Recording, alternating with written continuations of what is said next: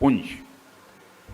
यहां मौजूद मेरे सभी सम्मानित बहनों एवं भाइयों और मेरे सम्मानित बुजुर्गों, बहुत ही गर्मजोशी के साथ आप लोगों ने हम लोगों का स्वागत किया है,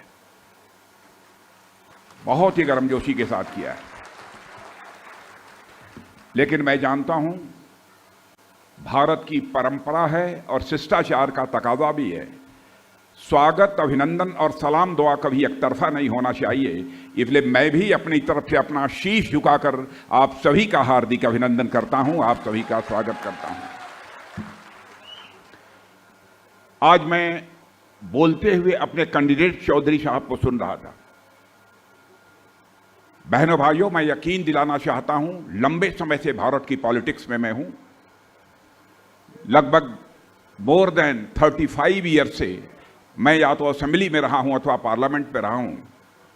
मैं दावे के साथ कह सकता हूं कि आपने अपने इस कैंडिडेट को इलेक्ट करके यदि यहां की विधानसभा में भेज दिया तो आपकी समस्याओं को, आपकी प्रॉब्लम्स को प्रभावी तरीके से आवाज देने का काम करेंगे तो हमारे कैंडिडेट मिस्टर चौधरी करेंगे।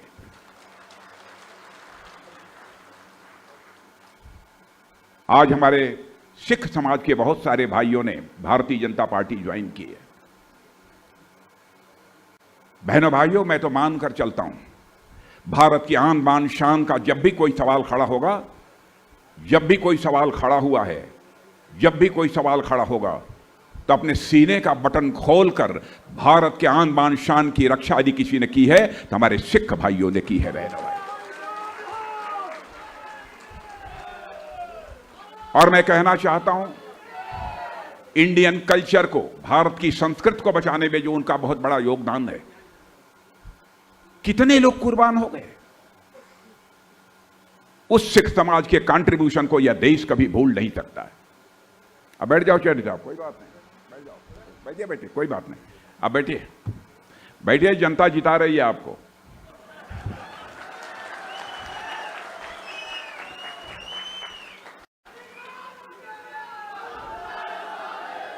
मेरे बहनों भाइयों, 10 साल के बाद यह जम्मू कश्मीर का चुनाव हो रहा है और मैं मानता हूं यह केवल केंद्र शासित प्रदेश जम्मू कश्मीर का चुनाव नहीं है।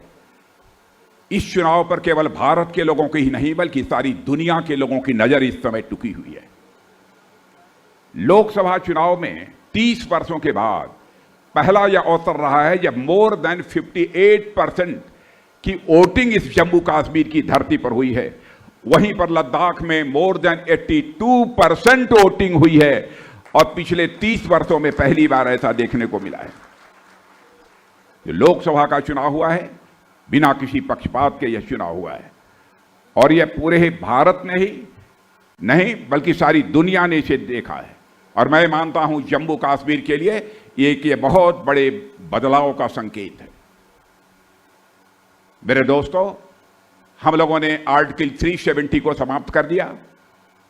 कांग्रेस, नेशनल कॉन्फ्रेंस और पीडीपी जैसी पॉलिटिकल पार्टी चारों तरफ हाय तौबा मचा रही हैं, शोर मचा रही हैं। वहां आएंगी तो आर्टिकल 370 जो समाप्त किया गया है पुनः उसको बहाल करेंगी। मैं इन दोस्तों से कहना चाहता हूं, चाहे वह नेशनल कॉन्फ्रेंस हो, चाहे वह पीडीपी हो, चाहे वह कांग्रेस हो, बहनों भाइयों, आर्टिकल 370 बहाल करने का काम कैसे यह कर पाएंगे? जिसकी सेंटर में गवर्नमेंट होती है वही आर्टिकल 370 बहाल कर सकता है। बहनों भाइयों, यह आपकी आंखों में धूल झोंक कर आपको गुमराह करके आपका समर्थन हासिल करना चाहते हैं और मेरा यह मानना है सच्ची राजनीति और अच्छी राजनीति वही है जो जनता की आंखों में धूल झोंक कर न की जाए बल्कि जनता की नजरों में नजर मिलाकर राजनीति की जाए, वही अच्छी राजनीति होती है। बहनों भाइयों, मैं अपनी बात कहना चाहता हूं, अपनी पार्टी की बात कहना चाहता हूं। हम धारा 370 किसी भी सूरत में बहाल नहीं होने देंगे, मैं आपको यकीन दिलाना चाहता हूं। हम नजरें छुपाकर राजनीति करने वाले लोग नहीं हैं, हम नजरों से नजर मिलाकर राजनीति करने वाले लोग हैं।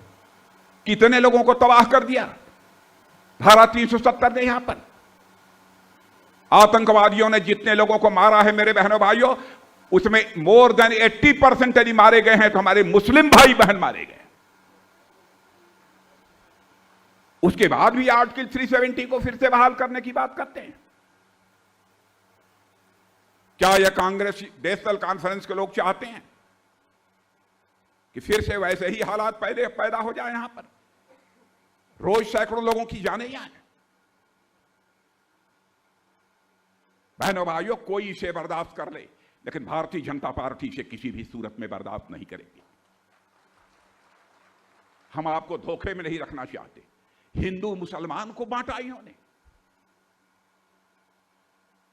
बहनों भाइयों, यहां पर हिंदू हो, मुसलमान हो, सिख हो, ईसाई हो, जो भी भारत में रहता है सभी भाई भाई हैं और एक ही परिवार के सदस्य हैं। यह भारतीय जनता पार्टी मानती है।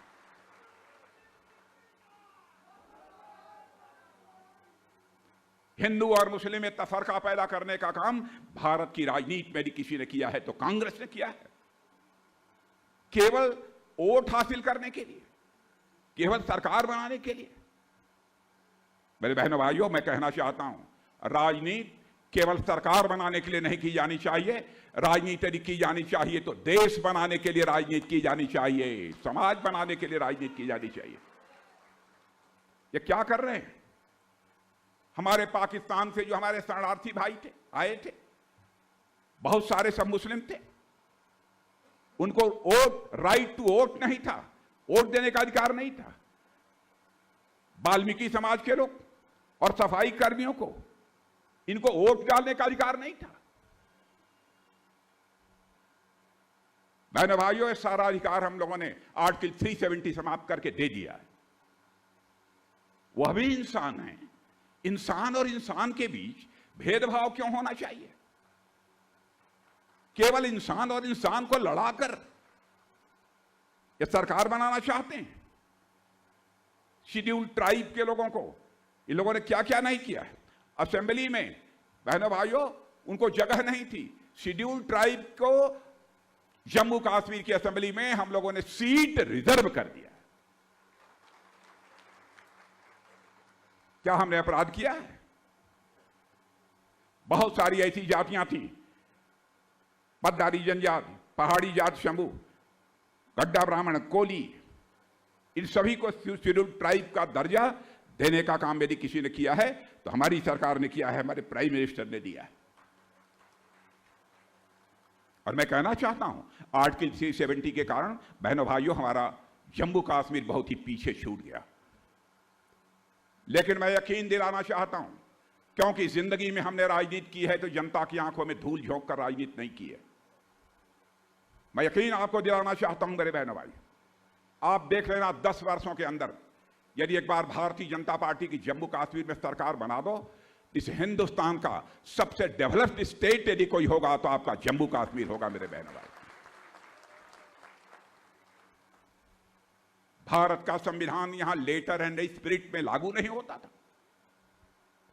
धारा 370 समाप्त करने के बाद वह लेटर एंड स्पिरिट में अब यहां पर लागू होगा।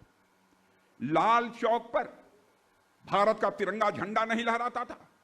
मैं पूछना चाहता हूं, ईमान से यदि कोई कहे अपने कलेजे पर हाथ रखकर, जो राज्य भारत का हिस्सा है क्या वहां पर भारत का तिरंगा नहीं लहराना चाहिए?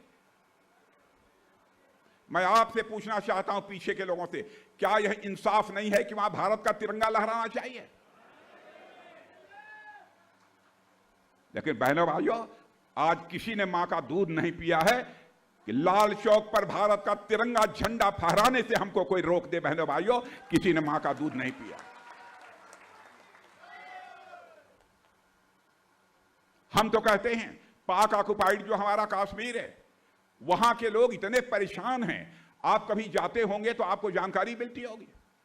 अब वहां के लोग यह सोचते हैं, जम्मू कश्मीर में जिस तरीके से धीरे धीरे परिवर्तन प्रारंभ हुआ है, सारा हिंदुस्तान में जिस तरीके से परिवर्तन हो रहा है मोदी जी के नेतृत्व में, और हमारा देश आगे बढ़ रहा है, अब वो लोग ये सोचने लगे हैं कि अब हमको अधिकृत जम्मू कश्मीर के रूप में नहीं रहना है, बल्कि हमको भारत में यदि मिला दिया जाए तो हमारी खुशहाली बढ़ जाएगी। हमने कभी नहीं सोचा कि वहां के रहने वाले लोग मुसलमान हैं, कौन हैं, हम उनको नहीं लेंगे। यह सोच सकता है यदि कोई, तो कांग्रेस सोच सकती है, नेशनल कॉन्फ्रेंस सोच सकती है, पीडीपी सोच सकती है, ये कैसे गुमराह करते हैं आपको।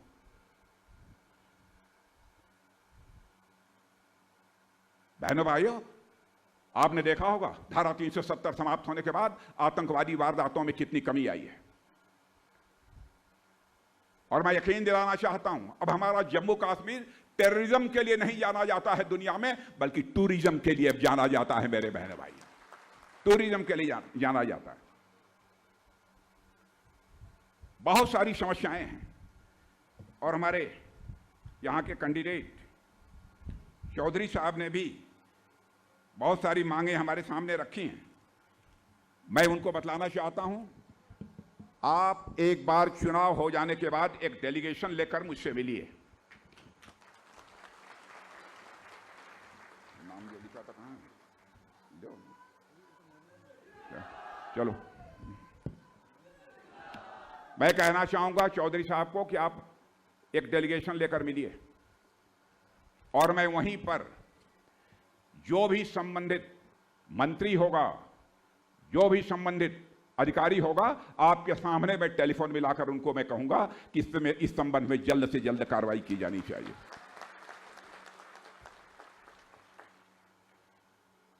बहनों भाइयों, बहुत बड़ी हसरत लेकर आप सबके सामने मैं यहां पर आया, बहुत बड़ी हसरत लेकर आया हूं।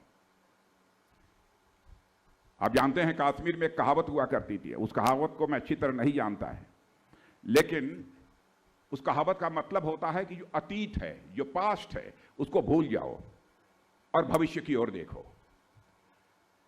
इसलिए मैं जो कश्मीर में कहावत है वही बात कहने आया हूं कि मेरे बहन भाइयों, आप भी पास्ट को, अतीत को भूल जाइए और भविष्य की ओर देखिए। और यकीन दिलाना चाहता हूं, आपका भविष्य उज्जवल है, आपका भविष्य चमक कर रहेगा, दुनिया की कोई ताकत रोक नहीं सकती। क्योंकि मैं जानता हूं जम्मू कश्मीर के जो हमारे भाई बहन हैं, उनकी सोच, उनकी कल्चर, उनकी संस्कृति और उनके स्वभाव में ही आगे देखना और आगे बढ़ना यह बराबर रहा है।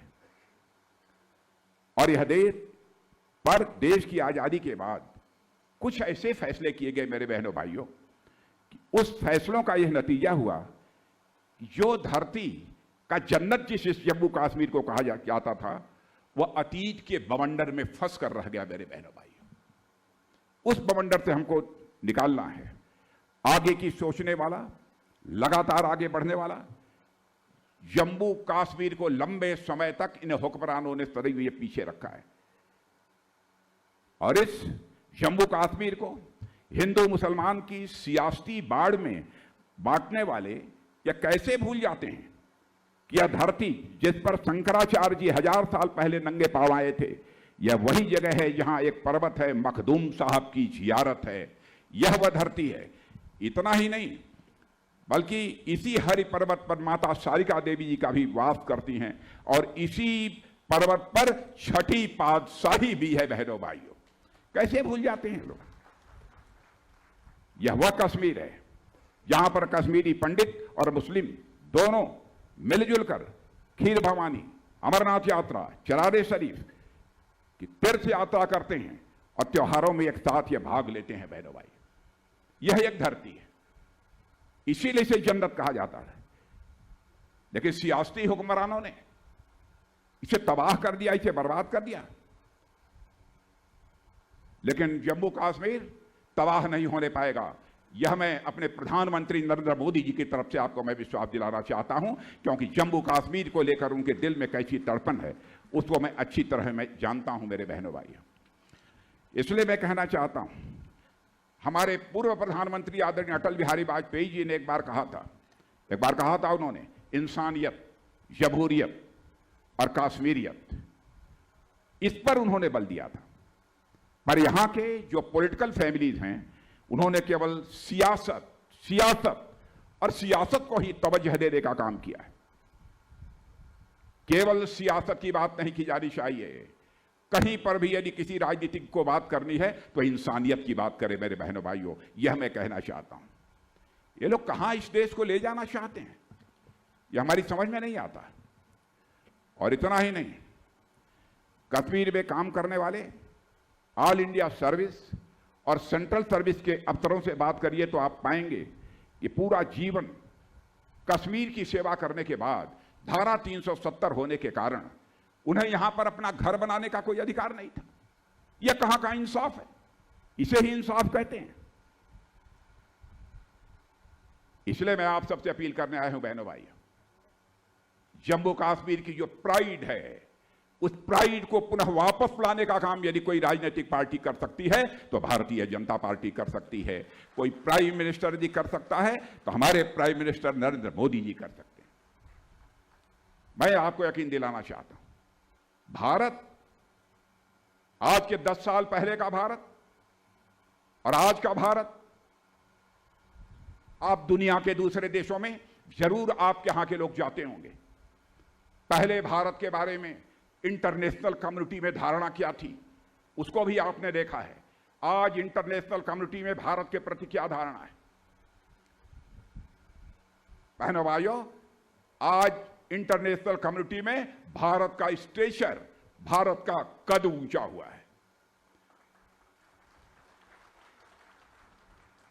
पहले भारत इंटरनेशनल फोरम पर कुछ बोलता था तो भारत की बातों को कोई सीरियसली नहीं सुनता था, लेकिन आज यदि इंटरनेशनल फोरम पर भारत कुछ बोलता है तो सारी दुनिया कान खोलकर सुनती है कि भारत बोल क्या रहा है। यह भारत की हैसियत बनी है। कांग्रेस के समय ऐसा क्यों नहीं हुआ?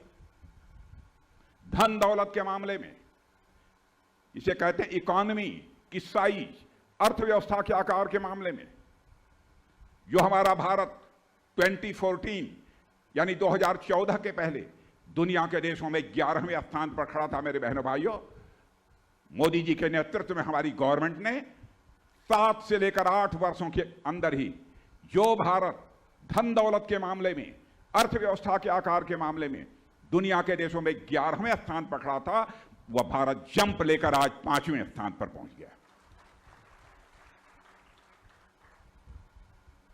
और मैं नहीं, बहुत सारी इंटरनेशनल फाइनेंशियल फर्म, बहुत बड़े बड़े इकोनॉमिस्ट, अर्थशास्त्री अब इस बात का दावा कर रहे हैं कि भारत जितनी तेजी के साथ आगे बढ़ रहा है, उसे देखते हुए इस सच्चाई को कोई इग्नोर नहीं कर सकता है। 2027 आते आते, यानी आज के 2.5-3 साल के बाद, भारत धन दौलत के मामले में, यानी इकोनॉमी के साइज के मामले में दुनिया की टॉप 3 कंट्रीज में आकर खड़ा हो जाएगा। और मैं आपसे अभी कहना चाहता हूं, जो भी मैं बातें बोल रहा हूं, हमारी कोई भी बात गलत हो मेरे बहनों भाइयों, आप उसकी आलोचना करेंगे तो मैं उसका स्वागत करूंगा, क्योंकि मैं किसी को झूठ बोलकर गुमराह करके राजनीति करना कभी भी मुझे गवारा नहीं रहा है। जो भी मैंने कहा है तथ्यों के आधार पर कहा है। इसलिए मैं आज आपसे अपील करने आया हूं कि आप सबका भरपूर समर्थन मेरे बहनों भाइयों आप सबका मिलना चाहिए। हालात तो पहले ऐसे थे कि लोग घरों से निकलकर वोट नहीं डाल पाते थे। आज कोई रोक देगा? आज रोकेगा कोई? अभी फर्स्ट फेज का चुनाव हुआ है, 61% से ज्यादा की वोटिंग हुई है। मैं समझता हूं 30 वर्षों के बाद पहली बार 61% की वोटिंग हुई है। और सारी दुनिया को यह संदेश चला गया है कि धारा 370 जो भारत की सरकार ने इसे समाप्त किया है, वह हिंदुस्तान की बेहतरी के लिए समाप्त किया है। जम्मू कश्मीर घाटी की जनता ने, मैं उनका अभिनंदन करना चाहता हूं, जम्मू कश्मीर की जनता का मैं स्वागत करना चाहता हूं कि यहां की जनता ने जमहूरियत का इकबाल बुलंद किया है। मेरे बहनों भाइयों, जमहूरियत का इकबाल बुलंद किया है। इसलिए मैं अपनी तरफ से भी आप सबका मैं इस्तकबाल करता हूं। जम्मू कश्मीर में इस तरीके से जमहूरियत का परचम लहराते हुए देखकर पाकिस्तान के पेट में दर्द शुरू हो गया है। बहनों भाइयों, पाकिस्तान से हम लोग नहीं चाहते कि पाकिस्तान से भी हमारी कोई दुश्मनी हो। हर पड़ोसी के साथ हम अपने रिश्ते बनाकर रखना चाहते हैं, लेकिन पाकिस्तान की इंटरनल प्रॉब्लम्स हैं, उससे लोगों का अटेंशन डाइवर्ट करने के लिए, ध्यान हटाने के लिए बराबर वह भारत के खिलाफ कुछ न कुछ नापाक हरकतें करता रहता है। और आप जानते हैं कि पाकिस्तान के defence minister mister Khawaja Asif ने सीमा पार से कहा है पाकिस्तान से कि कांग्रेस और उसकी सहयोगी नेशनल कॉन्फ्रेंस जम्मू और कश्मीर में आर्टिकल 370 की बहाली करेंगे। बताइए, भारत के चुनाव में पाकिस्तान को हस्तक्षेप करने का, इसमें इंटरवीन करने का अधिकार किसने दे दिया उनको?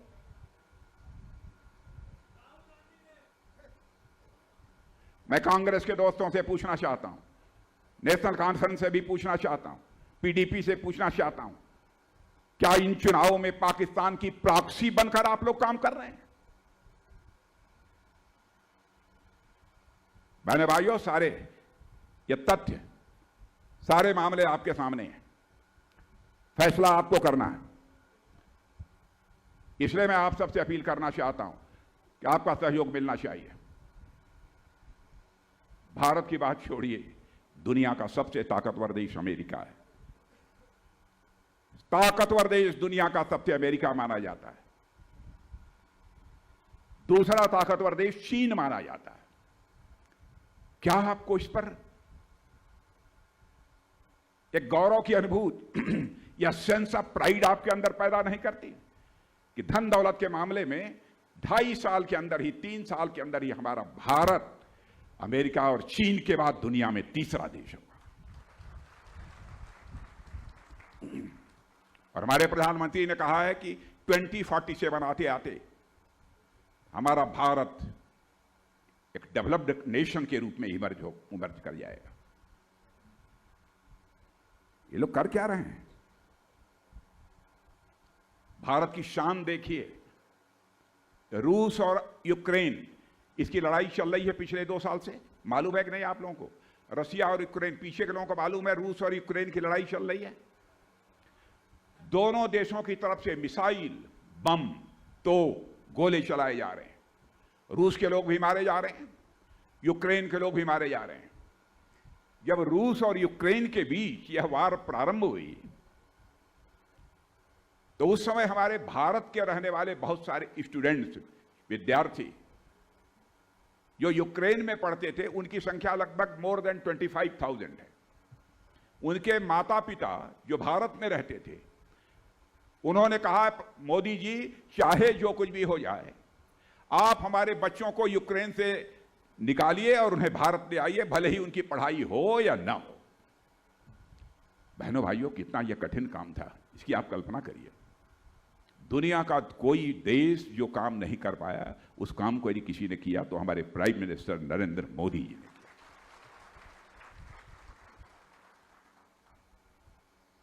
उन्होंने टेलीफोन उठाया, रूस के राष्ट्रपति मिस्टर पुतिन से बात की और साथ ही यूक्रेन के राष्ट्रपति मिस्टर जेलेंस्की से बात की। और भारत की शान देखिए मेरे बहनों भाइयों, 4.5 घंटे के लिए युद्ध रुक गया और हमारे 22,000 से अधिक बच्चे यूक्रेन से चलकर भारत आ गए। यह है भारत, यह है भारत। इसलिए हम आपसे वोट मांगने के लिए यहां पर आए हैं मेरे बहनों भाई, इसलिए हम आपका समर्थन चाहते हैं। प्रॉब्लम्स बहुत हैं। मैं इसके पहले डिफेंस मिनिस्टर रहने के पहले भारत का गृह मंत्री था, होम मिनिस्टर था। और मैं बताऊं, मैं कश्मीर गया, वहां मुझे जानकारी मिली कि मुस्लिम कम्युनिटी के हमारे कुछ छोटे छोटे बच्चे, 9 साल, 10 साल, 11 साल, 12 साल, स्टोन पेल्टिंग में उनके खिलाफ FIR दर्ज है और लोग जेल भेजे जा रहे हैं। बहनों भाइयों, पूरा जम्मू कश्मीर इस बात का साक्षी है। मैंने उस समय आदेश दिया था कि इन बच्चों का गुनाह नहीं है, बल्कि इन बच्चों को गुमराह किया गया है, इसलिए बच्चों के सारे केसेस विड्रॉ कर लिए जाने चाहिए। यह काम इसी जम्मू कश्मीर में किया। बराबर डिवाइड एंड रूल की पॉलिसी इन लोगों ने अडॉप्ट की है। जम्मू कश्मीर को बचा लो मेरे बहनों भाइयों, यही अपील करने आया। और इस बार जम्मू कश्मीर में एक बार भारतीय जनता पार्टी की सरकार बना दो आप देखो उसके बाद क्या करिश्मा होता है।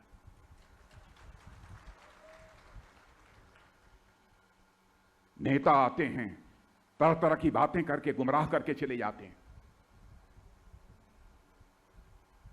नेता वह है जिसके दामन पर लंबे राजनीतिक जीवन के बावजूद कोई एक दाग भी न लगी है।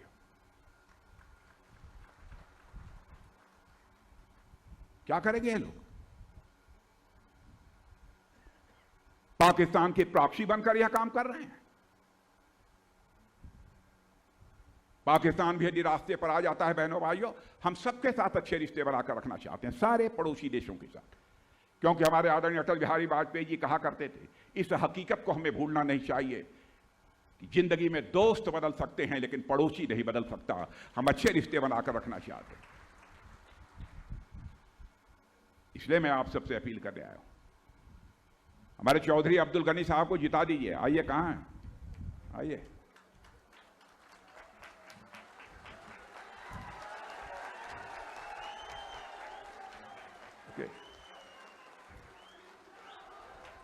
और मैं बतलाऊं आपको, चौधरी अब्दुल गनी खां जब बोल रहे थे तो नीचे से लेकर ऊपर तक मैं इनको देख रहा था। ऊपर वाले ने बनाया भी खूब है।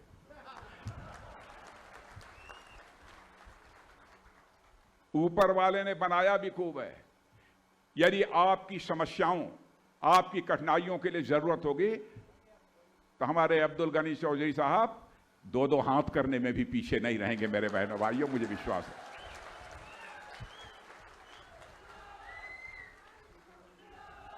और फिर से मैं अपनी बात कहना चाहता हूं कि अब्दुल गनी जी, आप लेकर आइए समस्याएं। देखिए, मैं गारंटी नहीं देता हूं कि सब कुछ हो जाएगा। आप लेकर आइए, मैं कहूंगा भाई गवर्नमेंट का मैं सीनियर मिनिस्टर हूं, मैं कहूंगा तो आप समझिए कुछ तो होगा। और प्रधानमंत्री जी कितने सेंसिटिव हैं जम्मू कश्मीर के प्रति मैं जानता हूं। बहनों भाइयों, जम्मू कश्मीर के विकास के लिए हमारे प्राइम मिनिस्टर ने कभी खजाने की चिंता नहीं की है। और मैं यकीन दिलाना चाहता हूं पूरे जम्मू कश्मीर के मेरे बहनों भाइयों को, जम्मू कश्मीर में खुशहाली लाने के लिए, जम्मू कश्मीर को फिर से जन्नत बनाने के लिए जो भी खर्च करना होगा हमारी सरकार खर्च करेगी, मैं आपको यकीन दिलाता हूं।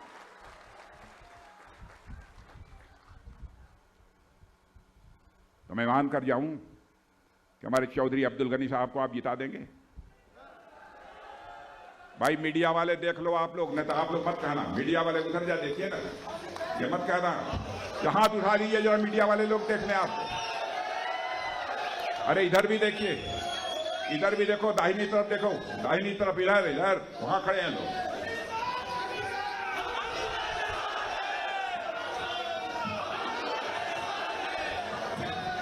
आप यदि कहिए तो चौधरी अब्दुल गनी साहब से मैं एक वादा करा लूं पक्का।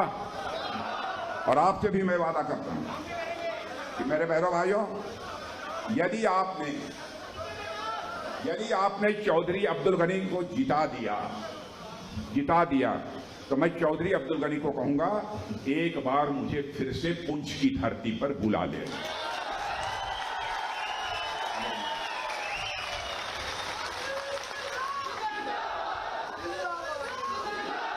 और मैं यह भी कहना चाहता हूं, चौधरी अब्दुल गनी के जीतने के बाद यदि मैं पुंछ की धरती पर आऊंगा तो यहां पर अपना स्वागत कराने के लिए नहीं आऊंगा, बल्कि एक बार अपना मस्तक और शीश झुकाकर आप सभी के प्रति आभार व्यक्त करने के लिए आऊंगा। आप सबको बहुत बहुत धन्यवाद।